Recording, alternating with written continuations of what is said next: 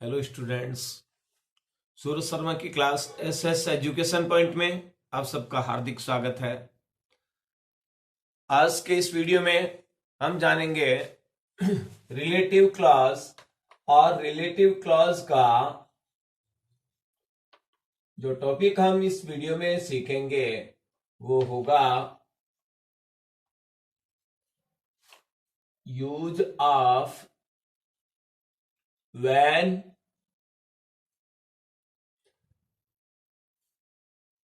Why and that.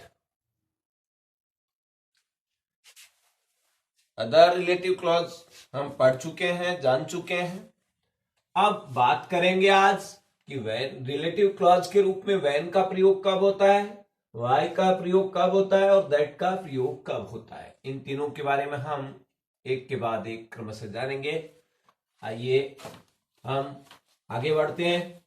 प्यारे बच्चों, आगे बढ़ने से पहले मैं चाहता हूं और आपसे एक रिक्वेस्ट करता हूं कि आपने यदि हमारे YouTube चैनल को सब्सक्राइब नहीं किया है तो इसे पहले सब्सक्राइब कर लें और इसके बेल आइकन को प्रेस कर लें। सबसे पहले हम बात करते हैं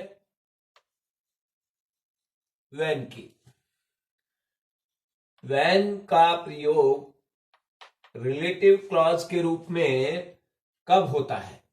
तो व्हेन का प्रयोग, ध्यान दें, यदि जो आपका ब्लैंक है, खाली जगह है, अगर करेक्ट फॉर्म वो करेक्ट है, आपको रिलेटिव क्लॉज भरना है, ब्लैंक दे रखा है, तो यदि खाली जगह से पहले जो आपका ब्लैंक है उस ब्लैंक से पहले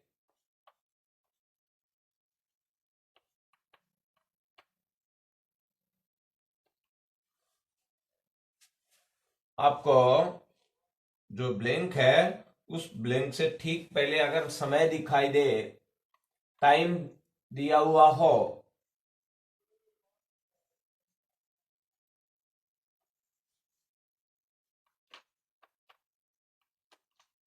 तो वहां ब्लैंक में जो आपका खाली जगह है उस ब्लैंक में व्हेन का प्रयोग होता है। व्हेन का प्रयोग करना होगा आपको। अब देखें एग्जांपल्स।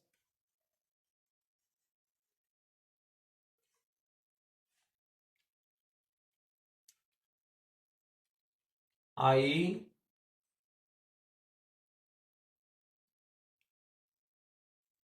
reached there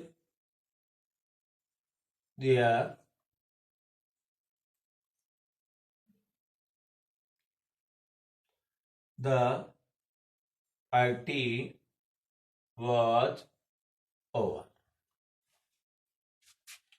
ये ध्यान दीजिए, यहां आपके काम पूरा होने का, आपके पहुंचने का समय दिया जा रहा है। आप वहां कब पहुंचे? जब पार्टी और हो चुकी थी। तो यहां एक तो इस तरह से, दूसरा क्लियरली भी ऑब्जर्व हो सकता है। देखिए यहां it was midnight, I heard the voice. अब यहां मिडनाइट टाइम दे रखा है, यहां भी टाइम है। टाइम किसका है? आपके पहुंचने का। तो यहां इसमें दोनों में क्या लाना है? I reach there when the party was over. तो यहां इसी तरह से, और देखें, it was midnight when I reach there हो सकता है, जरूरी नहीं। ज्यादातर ये जो इस तरह के सेंटेंसेज इट से ही हो सकते हैं, या जो है इस तरह से, it was 2015 I he, see, it, my brother, my sister, किसी के लिए भी सब्जेक्ट कोई भी सा भी यहां हो सकता है। My brother join army. अब यहाँ आपके भाई ने आर्मी कब ज्वाइन की उसका टाइम बताया जा रहा है, तो अभी यहाँ टाइम आ रहा है, तो इसलिए इसमें व्हेन क्लॉज का प्रयोग होगा। व्हेन रिलेटिव क्लॉज के रूप में कब प्रयोग होता है, ये आपने ब्लैंक के रूप में तो सीखा, लेकिन अब दो सेंटेंसेस दे रखे हैं, उनको कनेक्ट करना हो तो भी देखें। वही बात है, आपको जहां टाइम दिखाई दे उसके बाद बस आपको पुट करना है। तो यहां कनेक्ट सेंटेंस कनेक्ट करने के लिए भी और देखें, यहां माई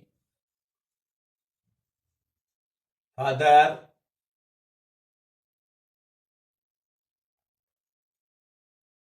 रिटायर्ड, और यहां इट वॉज 2010। अब आपको यहां दे रखा है, अभी आपने ब्लैंक के रूप में सीखा था, तो यहां बस वही बात ध्यान देनी है कि टाइम क्लॉज जो है, जहां टाइम यहां इसके बाद आएगा, तो यहां आप इसको इट से यहां ले सकते हैं। It was 2010। अब यहां पर दोनों सेंटेंस को कनेक्ट करने के लिए व्हेन रख देंगे, और बाकी फर्स्ट सेंटेंस इस तरह से, व्हेन माई फादर रिटायर्ड।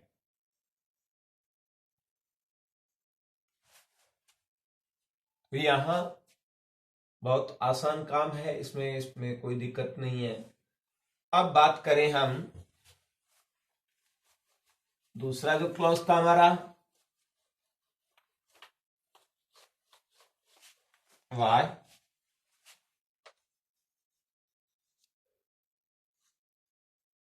तो वाई का प्रयोग कब होता है, जब, यह ध्यान देना है इसका प्रयोग कब होता है, यदि खालिस्तान में जो भी ब्लैंक आपको दे रखा है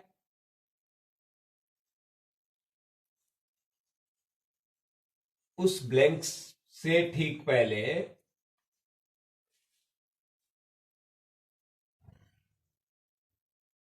कोई रीजन, कारण दिया हुआ हो। अब थोड़ा सा तो आपको ध्यान देना ही पड़ेगा, सेंटेंस का तो समझना ही होगा। तो अगर जो आपका ब्लैंक है, उस ब्लैंक से ठीक पहले जो सेंटेंस है वो अगर कोई कारण बता रहा है, रीजन बता रहा है, कोई कारण हो, तो ब्लैंक में आपको क्या पुट करना है, कौन सा क्लोज फिल करोगे, वाई।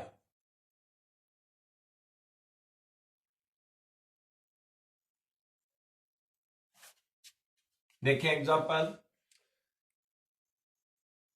अगर हम इसको सीधा सा ये समझें कि वाई जो है ये घटना का, क्रिया का कारण बताता है, कारण बताने के लिए आपको इसका प्रयोग करना है। एग्जाम्पल्स से हम इसको समझते हैं ब्लैंक के रूप में भी, और फिर सेंटेंस को कनेक्ट के रूप में, कनेक्टर के रूप में भी। यहां देखिए ये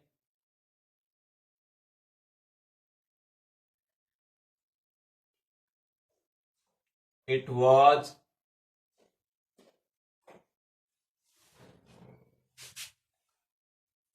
एक मिनट, सेंटेंस हमें चेंज करना होगा।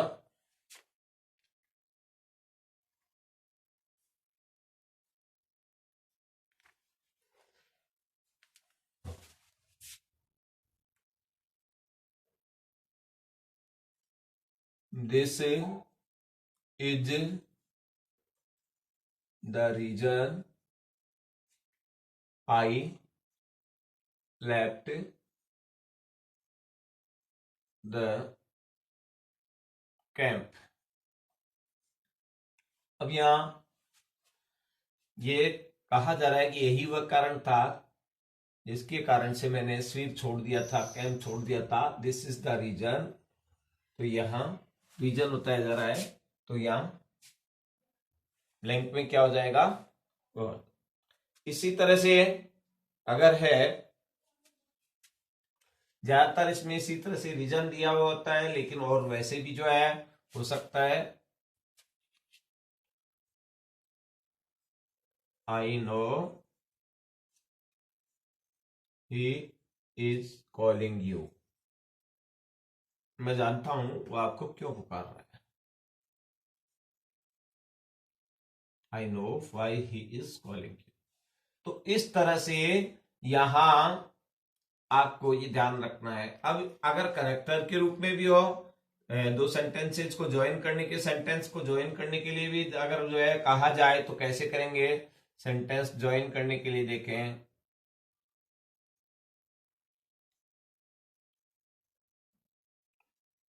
आपको ध्यान क्या रखना है, वाई के पहले कारण बताने वाला सेंटेंस रखना है। बस इतना सा ध्यान रखना है।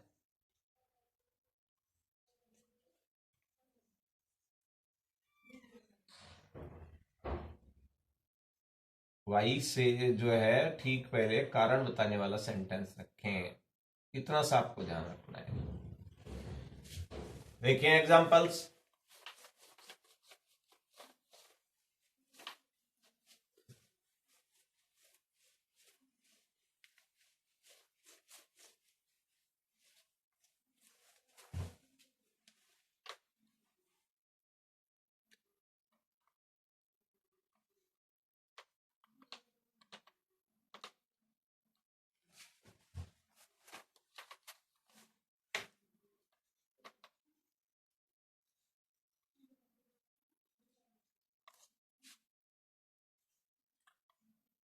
He had hurt in his feet. उसके पैर में चोट थी। He was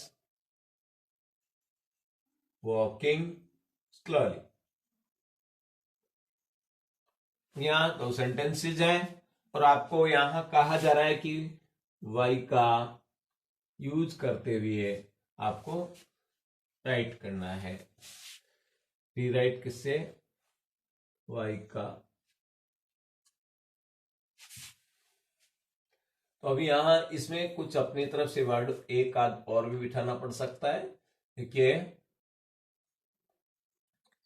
he had hurt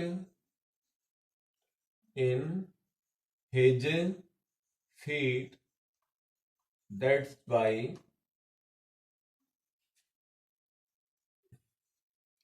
he was walking slowly। यहां अर्थ बिठाने के लिए, सेंटेंस का मीनिंग कंप्लीट करने के लिए दैट इज हमने जो है ऐड किया है। तो that is why he was walking slowly. इसी तरह से यहां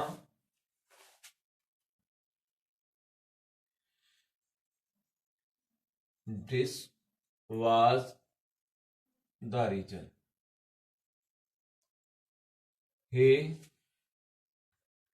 left the city, the village, कुछ भी इस तरह से। और आपको कहा जा रहा है किससे कनेक्ट करने के लिए, वही वाई से कनेक्ट करेंगे और रीराइट करने के लिए कहा जा रहा है। तो अब यहाँ इसमें भी रीजन वाला सेंटेंस पहले ही है, तो यहां आप लेंगे दिस वॉज द रीजन और फिर वाई लगाएंगे और ही लेफ्ट द सिटी। इस तरह से आप इनको जो है दोनों सेंटेंसेस को कनेक्ट करके रीराइट कर देंगे। अब बात आती है दैट क्लॉज की। दैट को रिलेटिव क्लॉज के रूप में प्रयोग करते समय कुछ ध्यान रखने की बातें हैं। तो दैट के प्रयोग के विशेष नियम, आप इनको एक तरह से विशेष नियम कह सकते हैं, ये दैट के साथ ही अप्लाई होते हैं। एक तो क्या है, यदि जो है हमारा जो ब्लैंक है उस ब्लैंक दे रखा है आपको, और ब्लैंक से पहले का जो वाक्य है वो इंटरोगेटिव हो, तो जो रिलेटिव प्रोनाउन होता है जो है उसमें फिर आपको रिलेटिव प्रोनाउन में हु, विच, होम के स्थान पर दैट का प्रयोग ही करना है। वो आपको हु, हुम, हुज नहीं लाना है। जैसे यहां देखें, यदि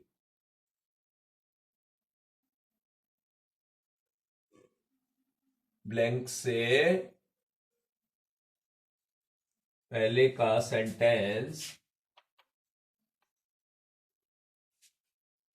इंटरोगेटिव हो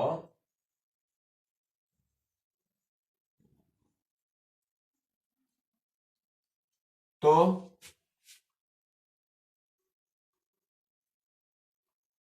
ब्लैंक में हु, हुज, हुम के स्थान पर दैट का प्रयोग करें, दैट का प्रयोग होता है। एग्जाम्पल से ये बात और क्लियर हो जाएगी।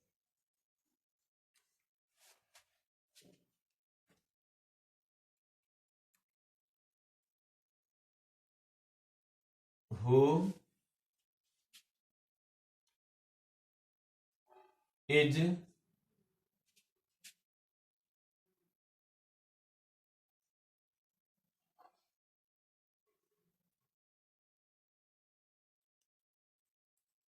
In the class, in the, यहां ये पूछा जा रहा है, यहां ध्यान दीजिए, फर्स्ट है हु इज, और तो अब यहां दैट लगेगा। Who is that teach you in the class. यहां ये क्वेश्चन वर्ड है, तो इस वजह से इसी तरह से इंटरोगेटिव सेंटेंस है व्हाट इज इट। अब यहां ब्लैंक दे रखा है,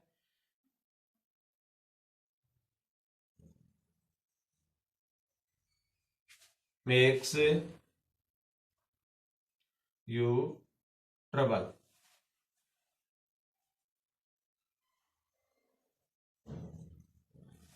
अब इसमें यहां देख रहे हैं इंटरोगेटिव सेंटेंस है, तो अब यहां दैट, व्हाट इज इट, वह बात क्या है जो आपको परेशान करती है। What is it that makes you trouble.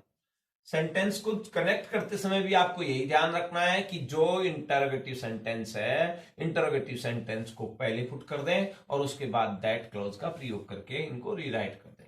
जैसे एक जो है आपको कंबाइनिंग सेंटेंस, कंबाइन करने के लिए सेंटेंस ज्वाइन करने का भी आप एग्जांपल देखे हैं कि यहां दो सेंटेंसेस हैं। एक है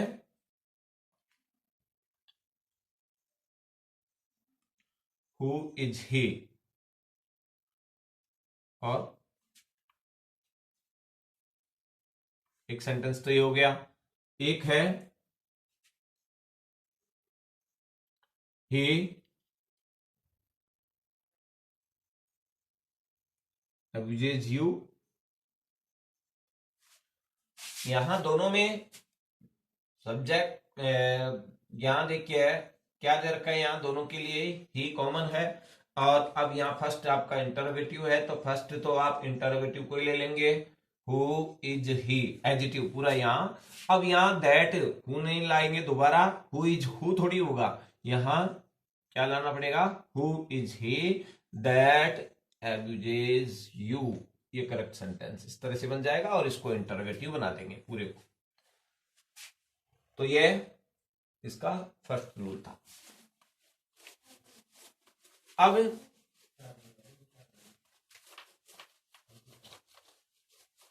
इसी तरह से इसका जो नेक्स्ट स्पेशल रूल है, विशेष नियम है, वो क्या कहता है कि अगर हमारा जो सेंटेंस है उस जो ब्लैंक है, ब्लैंक से पहले,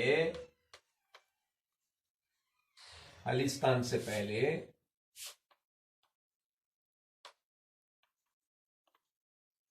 ओनली, अलोन, ओनली हो, अलोन हो, एनी हो,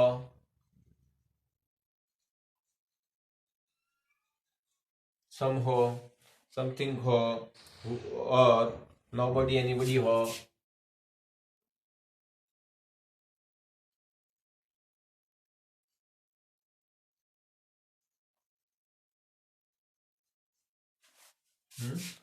नोबडी एनीबडी हो, एनीथिंग, या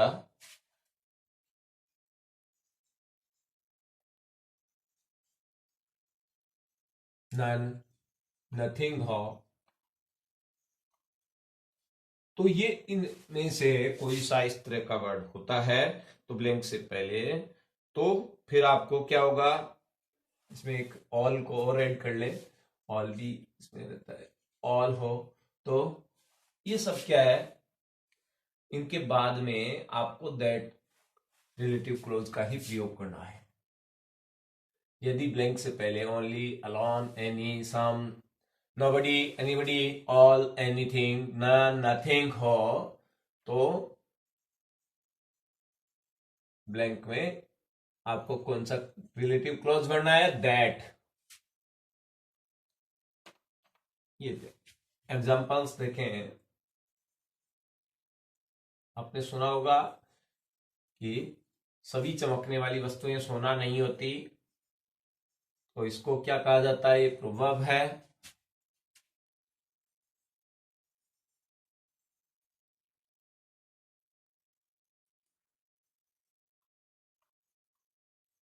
ये इस तरह से ऑल, तो अब यह क्या होगा, that, all that glitters is not gold.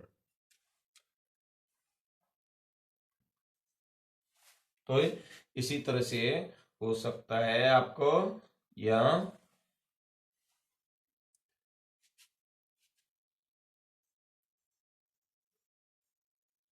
Nothing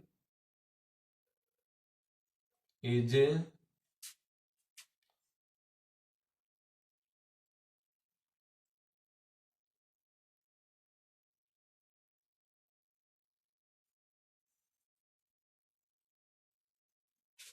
here. यहाँ कहा जा रहा है, यहाँ ऐसी कोई चीज नहीं जो मुझे खुश करती हो, तो nothing is that pleases me here. यहां ये क्यों आ रहा है दैट, ये इस नथिंग की वजह से। यहां दैट क्यों आया, इस ऑल की वजह से। तो ये आपको ध्यान रखना है कि ब्लैंक से पहले अगर इस तरह से ये इनमें से कोई वर्ड आता है, तो वो आपको फिर वहां क्या यूज करना है, दैट क्लोज का यूज करना है। और इसी तरह से इसका एक रूल है,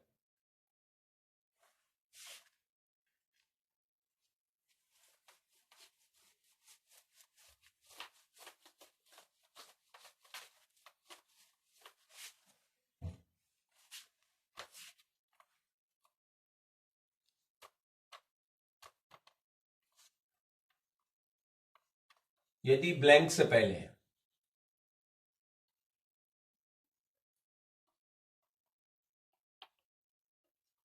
कोई पर्सन प्लस ऑब्जेक्ट हो, थिंग, वस्तु हो,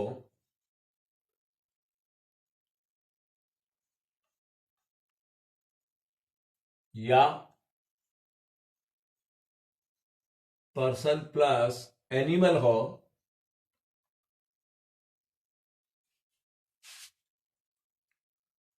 तो भी आपको ब्लैंक में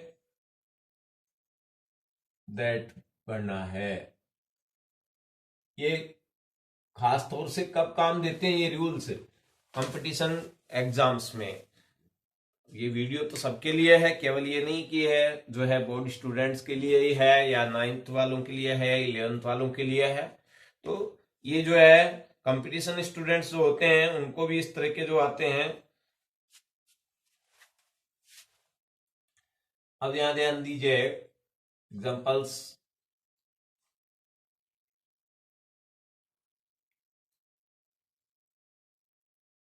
द मैन एंड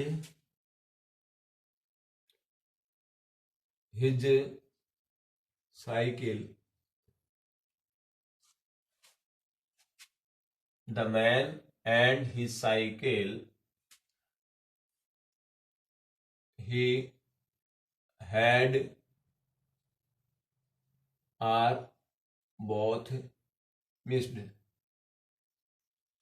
अब यहां क्या आ रहा है इस सेंटेंस में ध्यान दें, यहां तो पर्सन आ गया और यहां साइकिल क्या है, ऑब्जेक्ट। तो यहां हमारे ये पहला, यहां ध्यान दीजिए पर्सन प्लस ऑब्जेक्ट बताया था, पर्सन प्लस ऑब्जेक्ट हो रहा है, इसलिए यहां इसमें कौन सा क्लॉज भरेंगे आप, that the man and his cycle that he had are both missed. वो व्यक्ति और उसकी साइकिल जो उसके पास थी दोनों ही गायब हैं। इसी तरह से यहां अगर कहें एनिमल ले लें, यहां अगर एनिमल होता सेम सेंटेंस है, the man and the dog कर दीजिए, या the dog you saw are dangerous. वो व्यक्ति भी और उसका कुत्ता भी जो आपने देखे थे, तो उस व्यक्ति और कुत्ते को वो दोनों ही खतरनाक हैं। जितना खतरनाक आदमी उतना ही खतरनाक उसका बाप रे कुत्ता है। ये यहां क्या होगा, यहां क्यों हुआ ऐसा, क्योंकि यहां पर्सन है, पर्सन के साथ यहां क्या आ रहा है, एनिमल आ रहा है। तो अगर ये वाली बात जो है यहाँ अप्लाई होती है, ये वाला रूल कि अगर पर्सन प्लस एनिमल है तो भी जो है ब्लैंक में आपको दैट क्लोज पुट करना है, और यदि पर्सन प्लस कोई ऑब्जेक्ट है, वस्तु है, तो भी आपको दैट क्लोज का प्रयोग करना है। इस तरह से आपको ये ध्यान रखना है।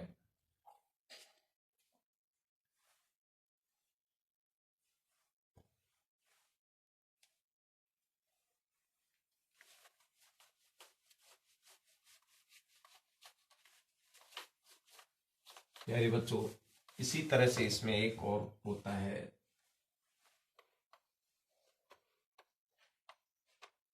ये क्या कहता है कि यदि जो प्रीपोजिशन है तो उस प्रीपोजिशन का प्रयोग, यदि प्रीपोजिशन का जो प्रयोग है वो वाक्य में, यदि प्रीपोजिशन का प्रयोग वाक्य में किसी रिलेटिव क्लॉज के नाउन के बाद होता है, सॉरी रिलेटिव क्लॉज की वर्ब के बाद होता है,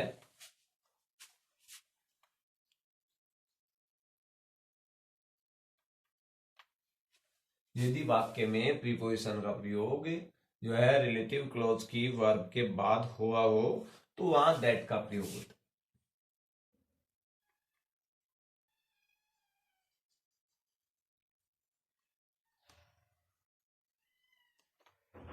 ये भी आपको examples,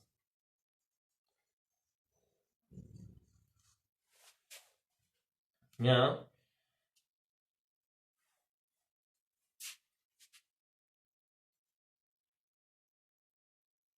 I know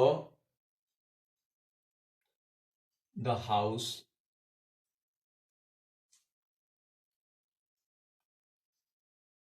lives in, ये अगर दे रखा है तो क्या हुआ, यहां देख रहे हैं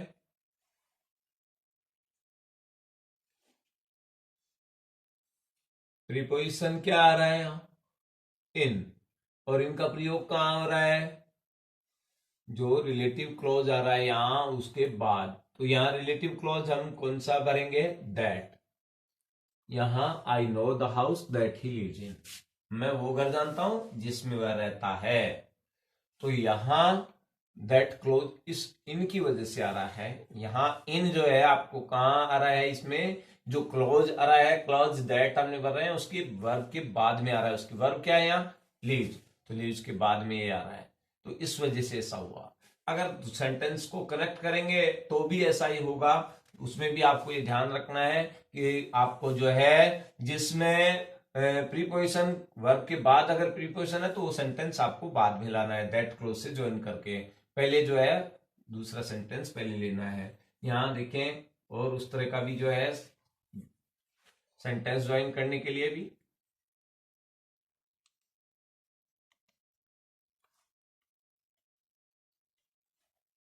सेंटेंसेस है।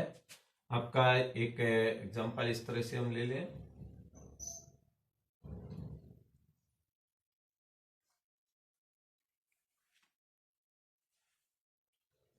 Ravi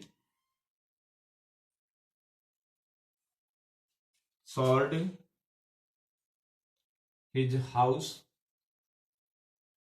in 2010. He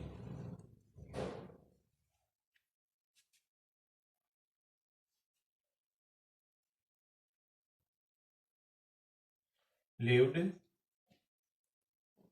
in it. ये दो सेंटेंसेस है। इनको अगर कंबाइन करने के लिए आपको कहा जाता है और कहा जाए, ऐसा हिंट दे रखा हो कि दैट क्लाउज से रीराइट करते हुए लिखना है, तो अब इसमें आपको क्या करना है, पहले आपको यही लेना है। यहां ध्यान दे रहे हैं ना, ये जो इन लिव्ड के बाद वर्ब एंड वर्ब के बाद प्रीपोजिशन आ रहा है, तो इसलिए ये सेंटेंस बाद में ही जाना चाहिए इस रूल के अकॉर्डिंग। अब रवि सॉल्ड हिज हाउस, ये सेंटेंस आप पहले ले लेंगे इन 2010। अब यहां दैट क्लॉज रखेंगे और दैट जो है रिलेटिव क्लॉज के रूप में यूज करेंगे। इसको स्मॉल कर लेंगे, एच स्मॉल हो जाएगा, दैट ही लिव्ड इन। बस अब इट हटा देंगे। इट क्यों हटाया? क्योंकि इट किसके लिए आ रहा है? हाउस के लिए, और हाउस की हम बात कर रहे हैं, उसके लिए पहले ही हम यूज कर चुके हैं हाउस को। तो इस तरह से हम इन सेंटेंसेस को कनेक्ट करेंगे। प्यारे बच्चों, मैं समझता हूं कि आपको मेरा ये प्रयास पसंद आ रहा होगा, और आप अपनी क्वेरीज, आप अपनी प्रॉब्लम्स कोई हैं तो वो कमेंट्स में जाकर के बता सकते हैं। आपने यदि अब तक हमारे YouTube चैनल को सब्सक्राइब नहीं किया तो इसे सब्सक्राइब करें और वीडियो को ज़्यादा से ज़्यादा लाइक और शेयर करें। थैंक्स।